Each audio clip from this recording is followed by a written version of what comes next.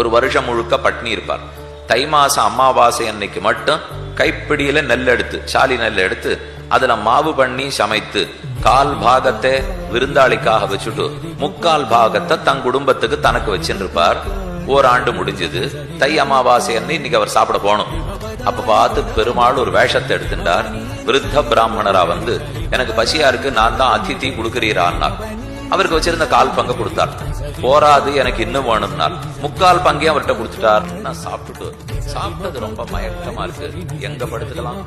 நான் படுப்பதற்கு எது உள், எவ்வுள், நான் எந்த இடத்துல படுத்துக்கணும்னு கேட்டார். இதுவே உள், நீர் எங்க நிற்கிறீரோ அங்கேயே படுக்கலாம். சடார்னு பெருமாள் சயனிச்சிருந்தார். தன்னுடைய வலது கரத்தாலே இந்த சாலி கோத்திர மகர்ஷியினுடைய தலையில் தொட்டு அவருக்கு அனுகிரகம் பண்ணி கொண்டே சயனிச்சுட்டார். பக்கத்துல இவர் விசிறி கொண்டு பெருமாளுக்கு கைங்கரியம் பண்ணிட்டு இருந்தார். இதே நிலையில தான் இன்னைக்கும் அவர் சேவை சாதிக்கிறார். திருவள்ளூர்